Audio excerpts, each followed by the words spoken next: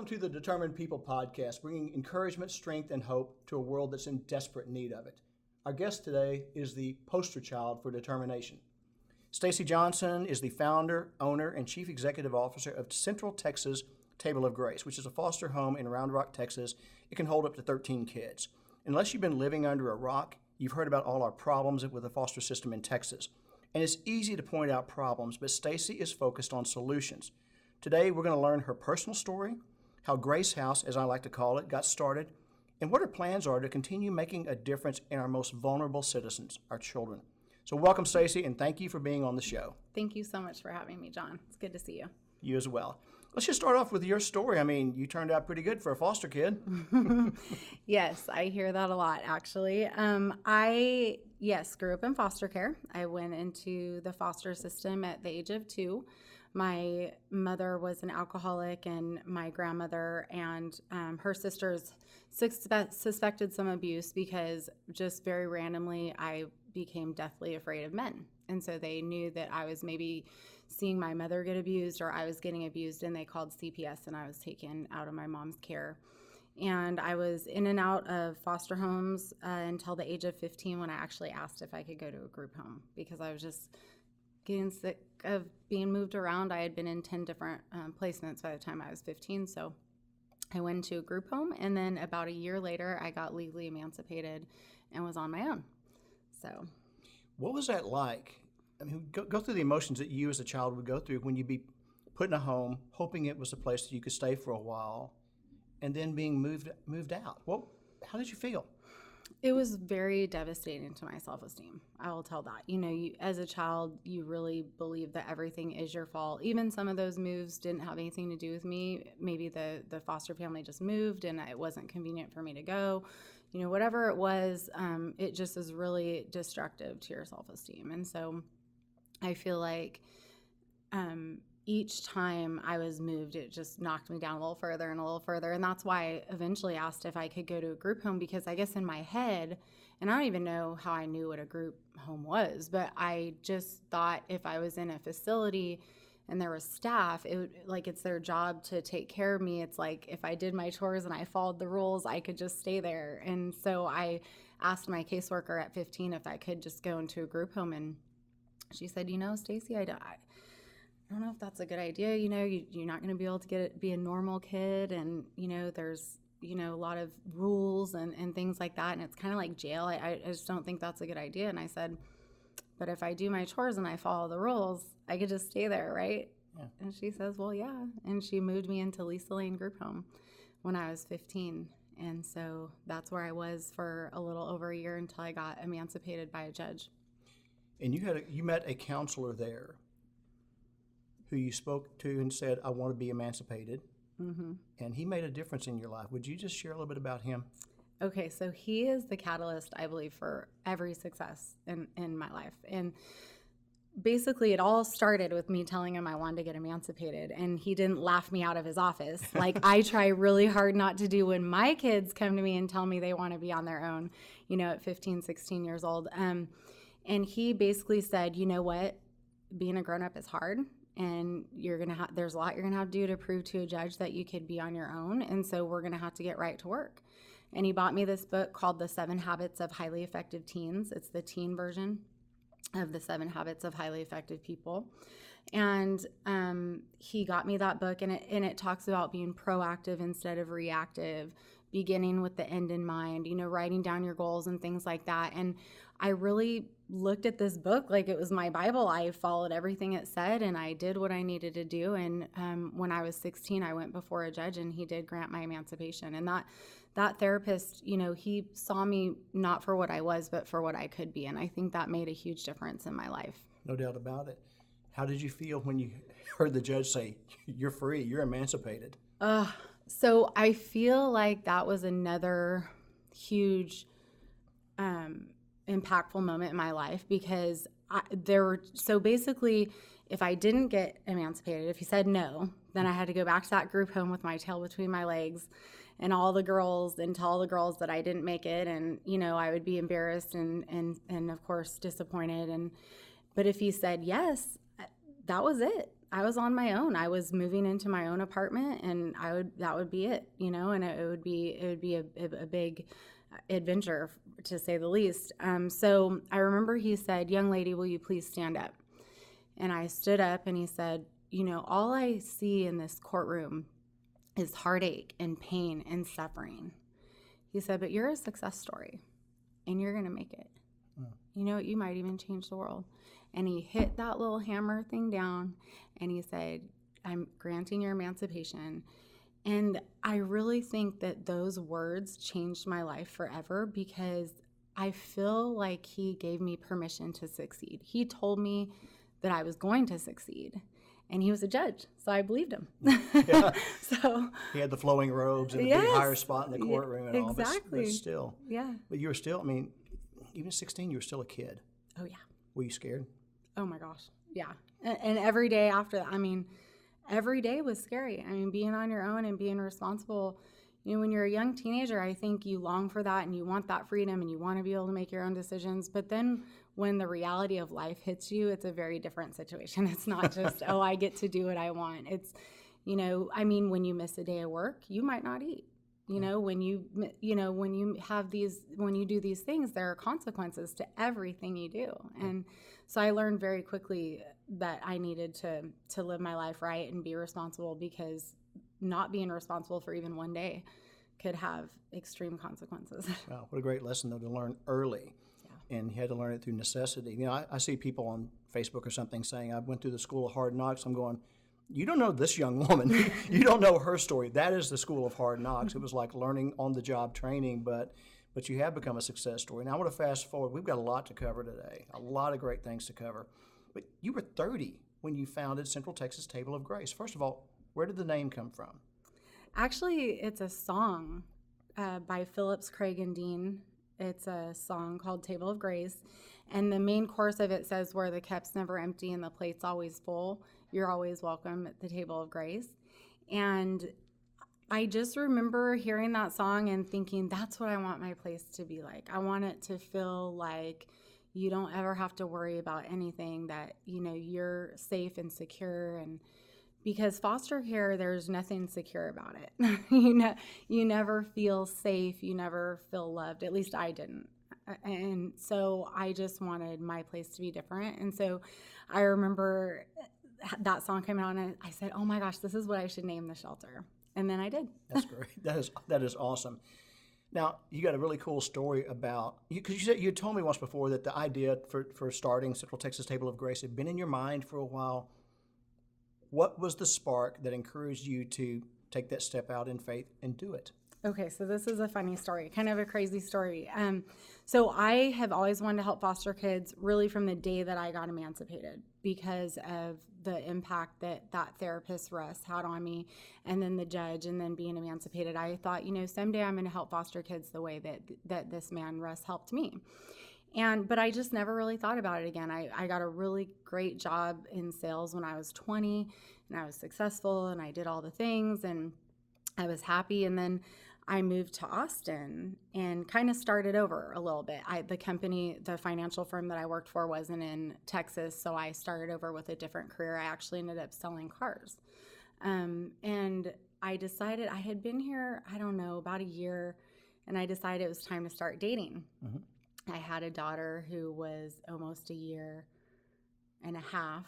Yeah, she was almost a year and a half at the time, and I thought, it's time for me to start dating, So I'm online dating. And it was like the second or third date with this guy. And I cannot even tell you why I brought it up, or what. Maybe we were talking about life stories, or what. Maybe I said something about getting emancipated. But I said, I've always wanted to help foster kids. I always want to have a group home for foster kids like the one that I was in. And he said, "Well, if that's your dream, you should just do it." And I kind of just laughed at him like, I'm a single mom making really good money. I can't just quit my job and start a nonprofit. But cool, and so, at the end of dinner, he walks me in my car and he's like, I can't stop thinking about this. If that's your dream, I think you should do it. And I smiled again and I said, "Thanks for dinner. It was a great night." And that night, he emailed me an ebook called The Step-by-Step Guide to Opening a Group Home. Yes, there's a book called that. And so he emailed me that ebook, and I had, by 10 a.m. the next morning, I had read the whole thing, and I was taking the steps, and I just knew I was going to do it. And less than 18 months later, the doors to Table of Grace were open. That is great. And I got to tell you, you just gave a boatload of hope to people who have almost given up on online dating. And by the way, to the audience, guys, yes, she's an intelligent, beautiful young woman.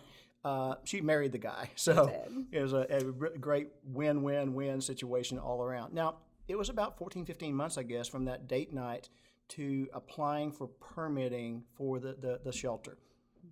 Walk us through what happened during those months. A bunch of miracles is what happened. So I really, to this day when I tell the story, I'm still just in shock about it, just all the little things that had to happen. So the first thing I did was I had to get my 501c3 designation as a nonprofit, and I had to get like my license actually have a shelter from Department of Family and Protective Services. And there was a lot of stuff that I had to do to kind of get ready. And so the first thing I did was I got a website and a business card, and I just started telling people that I wanted to open a shelter. And I was I said a group home at the time. It turned out that it ended up being a shelter because they don't license group homes in Texas anymore. So it's a shelter what I have, but kind of the same thing. It's just a different name. So anyway, I started to raise money, and I was doing pretty good. I was raising, maybe $8,000 or $9,000 at this point. And I remember my boss at the time, she sort of became my mentor and my very first yes and my very first supporter. And she told me, Stace, nobody's going to give you the big bucks until you have something to show for it. I mean, you got to have a building. You got to figure out how to get a building. You got to do something that you have to show. And so I didn't know the first thing about commercial real estate or what I needed to do. And so I called some commercial realtors, and I got blown off by more than one. And then finally one. What did you say when you called them? I told them I wanted to open a group home for foster kids, and I need to figure out how to get a building. And they probably thought, oh God, this girl's crazy, or this isn't going to be a sale for a while. So I think just, I had this pie in the sky, dream, and I don't know if they were taking me seriously. But finally, this one realtor said, you know what? I know this landlord, and nonprofits are near and dear to his heart, and I think that this building would be good. And if I could just get you a meeting with him, I think, we might have something. So he got me the meeting, and I remember it was the landlord, his business partner, and the commercial realtor in the room. And he said, so tell me your story. Tell me, what do you need? And so I told him my story about growing up in foster care, and I've always wanted to help foster kids. And I said, I want to open a group home for foster kids. And the thing is this building, it's perfect. I said, it doesn't have showers, so it would need to have showers, but this building is absolutely perfect. I said, the only issue is that, once there's kids, it's self-sustaining. I was wrong on that, by the way. I thought it was, but it's self-sustaining once I have kids. But until I get licensed, which can take up to a year, I don't have any money. And he just looked at me like, oh, okay. And I said, so, until there's kids, I'd need to be able to get the building ready. I'd have to apply for the license and everything. He said, well, what about 7 months of deferred rent and 2 months free? How does that sound?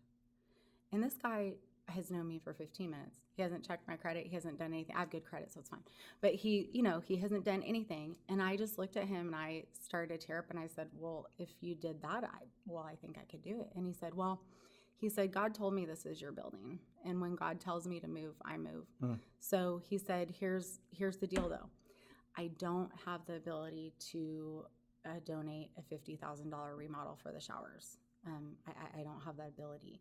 So if you can figure that out, if you'll just give me 30 days notice, this building is yours. And I remember walking out of that meeting, and the realtor looks at me and he goes, well, that couldn't have gone any better. And so I had a building, and it was the first building I looked at. It was the probably 10th realtor I called, but the first building I looked at, and it worked out. And so about a week later, the first contractor I called, John King Construction, agreed to do the $50,000 remodel for complete free, which actually turned into 70,000 because we found out mid-project that it also needed to have fire sprinkler system.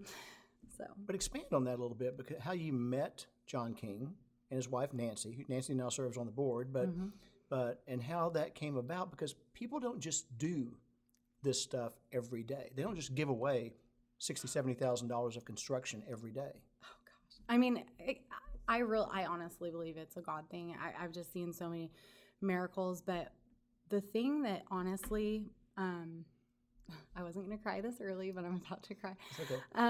The thing that amazes I've already cried me, once, by the way. So the thing that has healed my heart of every past abuse is just seeing the generosity of people. I always knew there were good people out there. I just had never met any of them. And through this process, I have met so many amazing people. My community has rallied around me, people that don't know me, people that do know me, people that just know someone that knows me, and complete strangers have rallied around me and helped me with this mission from day one. And there were just so many of these huge miracles that just don't happen.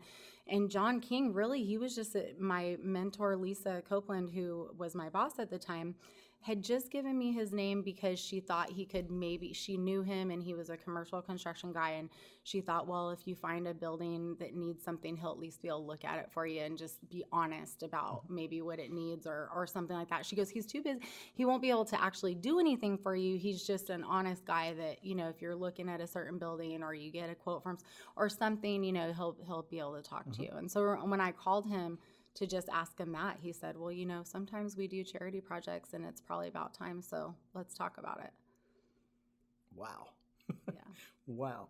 So you got the construction done, and in the meantime, you're still out looking for money. And when it was done, there's a really cool story, as I recall, about when you went and bought furniture for the home. Okay, so this is like a whole couple stories wrapped into one, but basically I remember this one day just being completely discouraged. Like I had a couple things go wrong, and I just remember feeling really discouraged. And the overwhelming thought in my head was, who am I to do this? Like, what am I thinking? This is too big. This is huge. This is too big. And I had a meeting with the landlord because at one point he had said to me, who's praying with you over this whole thing? And I just was like, nobody. I mean, what do you mean? And he's like, well, he was actually studying to be actually a pastor, I think. And so he was meeting with his pastor, and he said, why don't you swing by on Monday? We'll pray with you. We'll chat about the lease. We'll talk, whatever. Come by on Monday.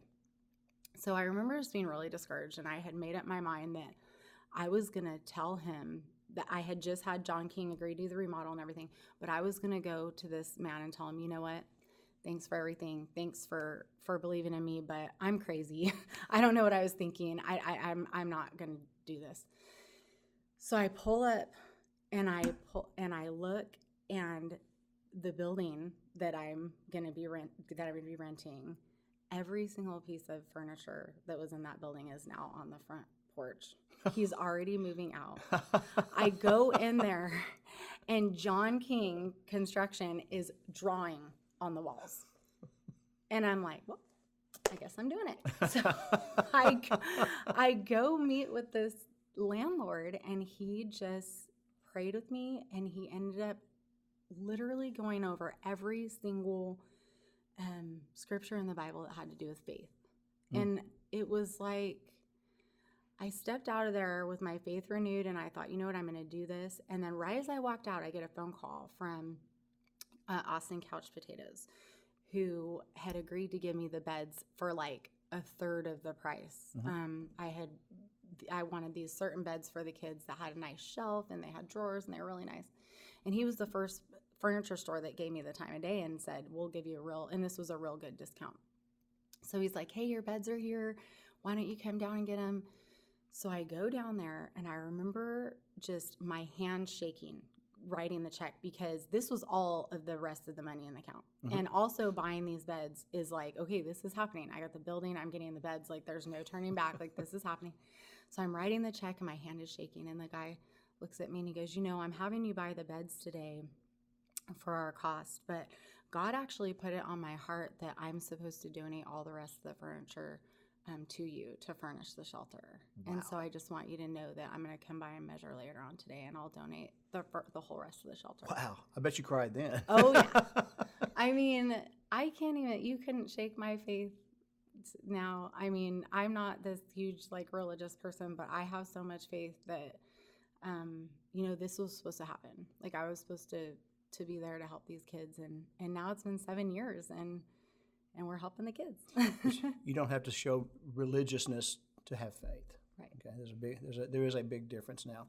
But there's a story that you've got to share with us, because you're down to the 9th inning, bottom of the 9th. It's December, and you don't have all the money in the bank that you're supposed to have to apply. And what I want our audience to know is you get to apply for licensing one time per year. So if you missed the December 31st of 2014, that was it. Yeah, the plug would have been pulled. Yes. No matter what you did, because you'd have had an empty building that you couldn't find. And here John King has done all this. I've gotten all this free rent, and I'm thinking, I'm gonna have to move to Mexico. I don't know. I don't know what, if I can't do this, I don't know what I'm gonna do. And I just remember being so nervous because I had to have all the money. So you had to have 3 months of operating costs. And based on my budget, which again, I was really wrong on a lot of this stuff. I was very naive, and we figured it all out now. But at the time, they accepted my budget for the year, and 3 months of operating costs would have been $75,000 that I had to have in the bank. So of course, Bill took the next logical relationship step and co-signed on a $25,000 line of credit with me. And then that's not logical, by the way. Not always good for the relationship, but it worked out. It all worked out. And then I still needed like $50,000, and I didn't know what I was going to do. And I remember there was this big fundraiser that Lisa was putting on for me, and it was going to be at Fiat, and she had all this stuff, and she was having it catered, and it was going to be this great fundraiser. And it was a beautiful fundraiser, and it was great. And she was out of town the week before, so some of the people she had thought were coming didn't come, and it ended up being just a whole lot of the people that had already helped. Yeah. And so at the end of the night, I counted up the money, and it was $1,200. And I needed $50,000. So $48,800 to go, and I had 7 more days. And that was my ace in the hole. I had no idea what I was going to do. So the next day, Elizabeth Saab from Fox 7 News Austin called and said, hey, somebody told me about you. I want to do a little story on you. Can we come out, tomorrow? And this is how naive I was. I really thought, like, oh my gosh, I'm going to be on the news. Table of Grace is going to be famous. All the donations are going to come rolling in. Well, it turns out, like, local news doesn't make you famous, in case anybody was wondering about that. But she did this beautiful story. It was like the 9 o'clock spot. It was like a 5-minute story. It was really great. And I remember sitting on the website all night, like just clicking refresh, waiting for the donations to come in. And I think I got like 2 $50 donations. And the next morning, I was just in tears. I'm just like, I don't know what I'm going to do. Like, how is this going to happen? There's no way this is going to happen. Well, the next day, my friend called, and she's like, you're not going to believe this. Are you sitting down? And I'm like, what?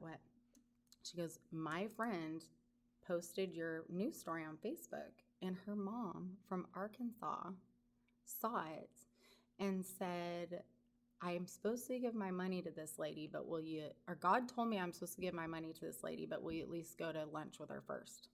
Her daughter lives in Austin.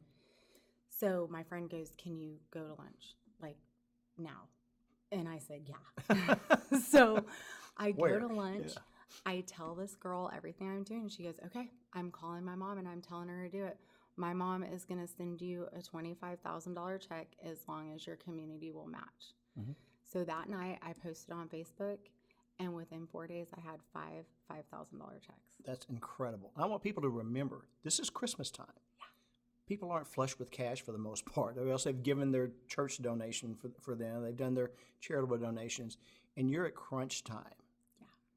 Wow. Like on the midnight hour, I was able to print the bank statement the next day.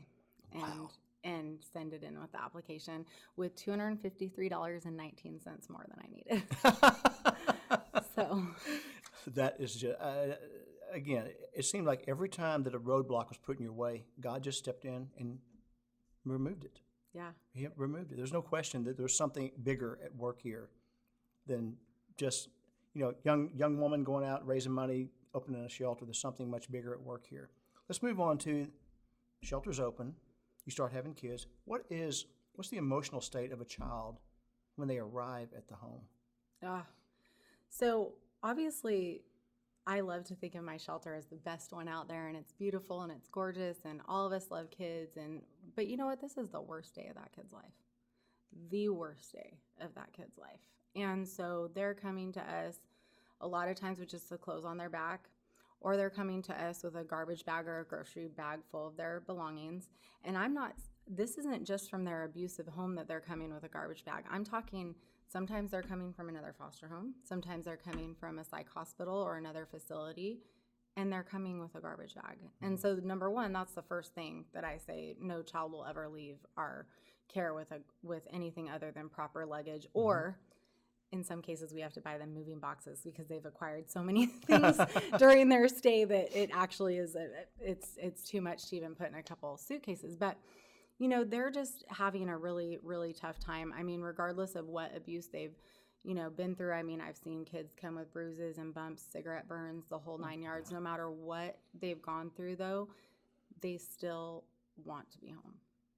I remember from a child development class I took years ago in college that was true, that a kid, no matter how bad the environment was, that was their security. That's what they knew. Yeah. And so they show up like that, probably maybe a little resentful, a lot of fear, a lot of the unknown, because they're kids and their future is completely out of their hands. Yeah, totally out of control. And that is why what we when they come, every kid gets a welcome basket, and it has even their name on it. And it's about $150 value actually, but it has all their hygiene supplies. It has a fuzzy blanket, fuzzy socks. It has an MP3 player in case they don't have a phone. They can listen to music. They can, relax. They have some games. We even put some like snacks and food in there so that in case they have any kind of food insecurities, they don't have to feel like, oh, I got to ask for food right away, and they can keep it in their room. And so they get that right away when they arrive. And that helps. I mean, I've had a couple kids come down in tears when they see it, and they're like, thank you so much, and they're so excited. And, I think it helps a little.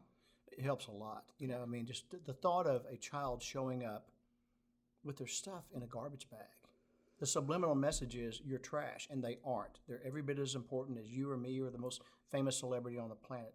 Everyone matters. Everyone counts. Besides the welcome basket, what do you and your staff do to make people feel loved and welcomed and secure? Really, we do a little orientation, when they first come, just one-on-one with one of the staff, whoever does the intake. And the very first thing we do is let them know we're going to keep them safe. You're going to be safe here. We're going to keep you safe, and make sure that they feel safe and that they have someone to talk to. And we give them time, and we, let them kind of tell us. I mean, part of the intake process is asking them, what comforts them, what upsets them, like just little things about them. And that gives us some good insight to what, look, if they're upset, do they want to be left alone? Do they want to be talked to? Do they want a hug? Do they, what do they need? And so we do talk to them and just let them know, like, you're safe, you're here, we're going to take good care of you. And like I said, the welcome basket really breaks the ice, and we have fidget toys in there and stuff. So even during the intake, they have something that they can focus on other than some random new person asking them questions and stuff. And they've got, something that they can kind of focus on as well. And we also we like to tell them about all the activities that we do, because that's one of my big focuses as well, is that a lot of these kids have not gotten a chance just to be kids. I mean, they've been taking care of a drug addicted parent, or they've been taking care of their siblings, or just taking care of themselves and having to be kind of the grown up in the home. And so we do tons of activities. We take them out and about, and we do a lot of fun. I see it on Facebook. I'm like, they have a better life than I have. I know. I think they do more stuff than my kid does. So. I think I said to you when I first came to the shelter, no one's ever going to want to leave, And you have kept in touch with, or they kept in touch with you, some of the kids that have aged out. Yes. You still hear from them. Mm-hmm. So that truly is a relationship. It's not just you're coming in, we're processing, and then eventually you will leave. I want to move from there into when kids age out. At 18, they have to leave. But the statistics of what happens to them are horrifying. You know, life is always a struggle, but these kids are absolutely, for the most part, unprepared for life. You know, I've got some numbers here. 20% immediately are homeless. Less than 2% go to college, but college is free in Texas for foster kids. Only half are fully employed by age 24. But you're doing something about this. Tell us about Grace 365.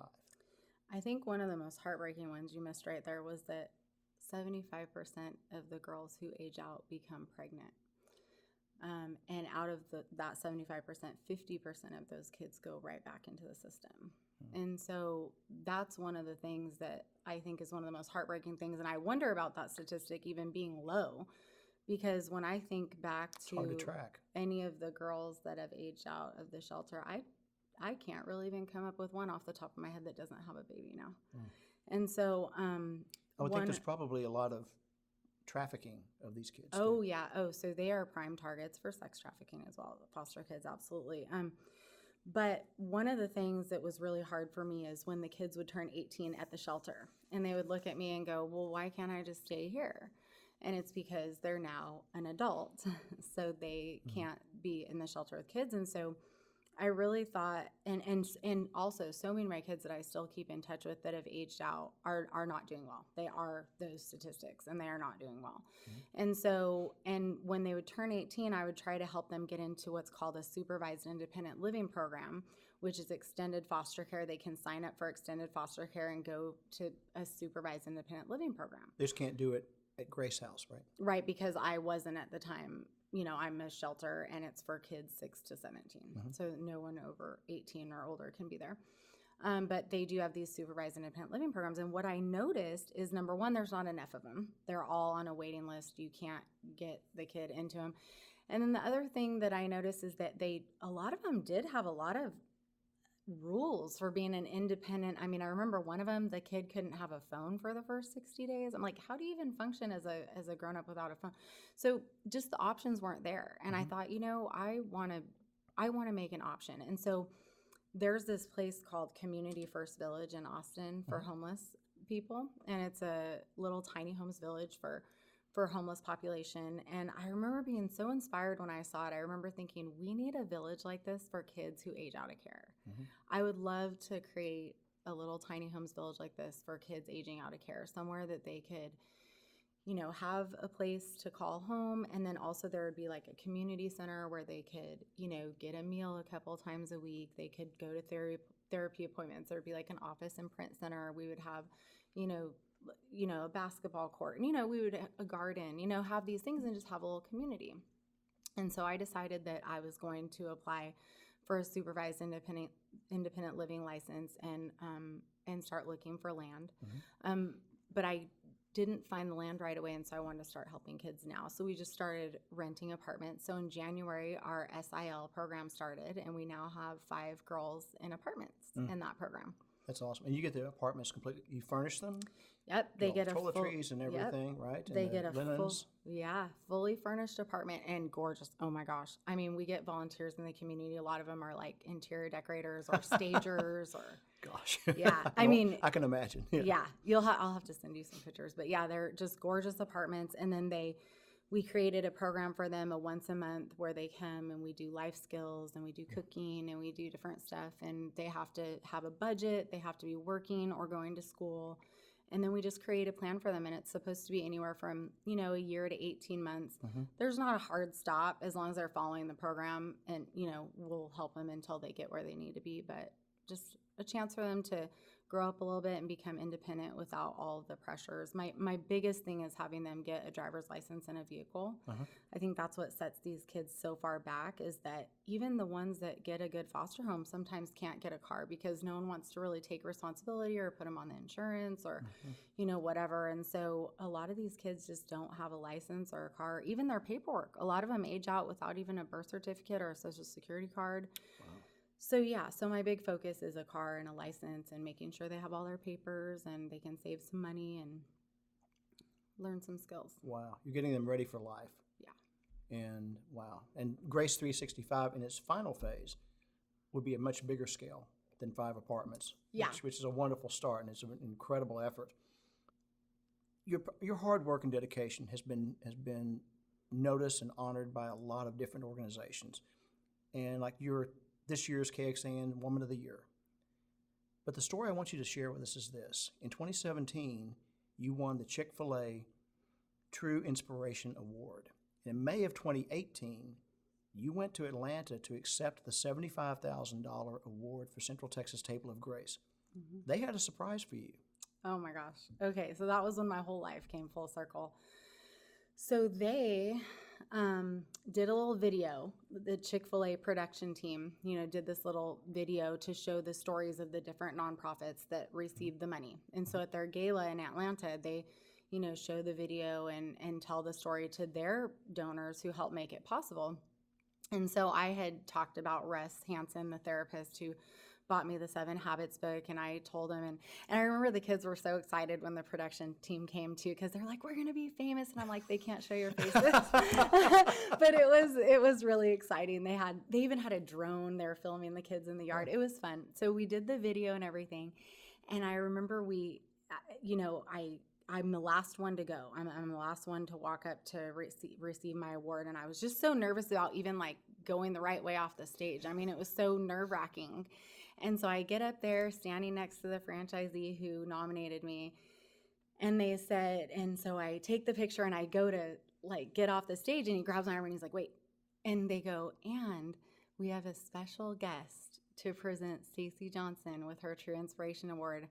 And they brought my therapist. They brought him there. I hadn't seen him since I was 15 years old, 16.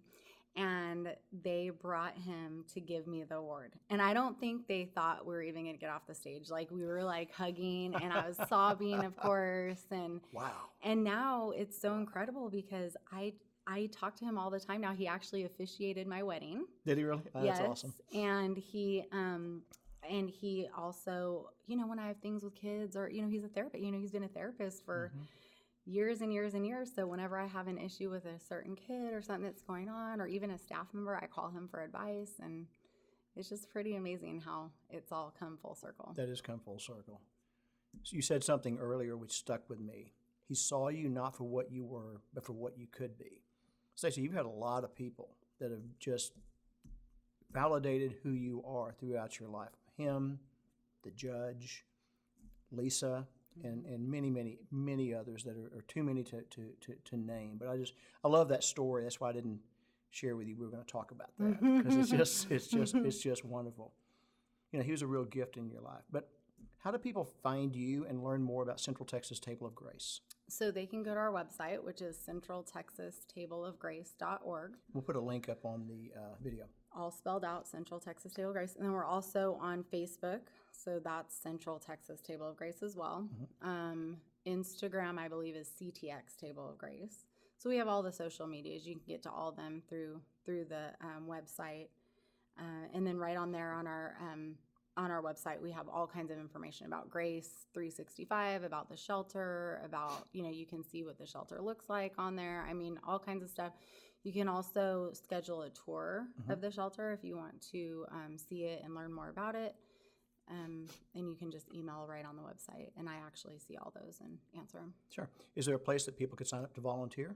Yeah, so same place on our website. There's a big button at the top that says subscribe, and if you click subscribe, you'll be put on our update list, which it's just me and my donations coordinator. You're not going to get spammed or anything. It's not some big marketing thing. Like once a month, we send out like an update email. And once in a while, depending on if you email and you want to volunteer in a specific capacity, we also have these sort of smaller email lists where, like, say you just want to be alerted if we need help, moving something, or say you want to volunteer to take kids to appointments. One of the biggest things we need is people to take kids to appointments, medical appointments and stuff. Now that does take some training and background checking and stuff like that to be that involved in that level. But I mean, there's so many things that you can do to be involved, from actually being with the kids to just sponsoring activities or even making a welcome basket. And you have an Amazon wish list? We do. Yes. And John, you're one of our biggest wish list supporters, and I appreciate that from you. That is a really easy way for people to get involved. And I think people really love that because they can see and know that the money and the stuff is actually going to us and to the kids, because they can pick something that's important to them. So, you can pick a stuffed animal or something for the welcome basket, or you can even pick the cleaning supplies that we used or whatever, but all that stuff is on the wish list, and you can or order. luggage.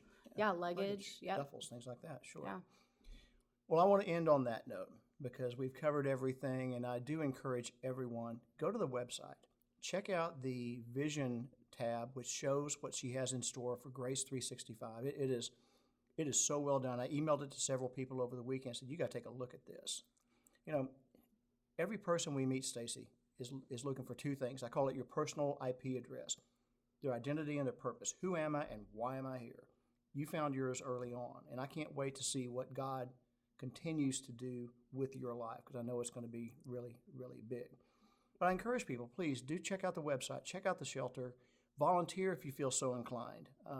The kids will benefit, but the adults will even more so. So thank you, Stacy. Thank you so much, John. Well, that is our show for today. Thank you for being with us on the Determined People podcast. If you like the show, subscribe to the YouTube channel, or please go to iTunes and drop us a review. It does help us to get noticed. If you don't like the show, don't worry about that review. We'll be just fine. I will be back tomorrow with another 1-minute inspirational message. So until then, everyone, be well.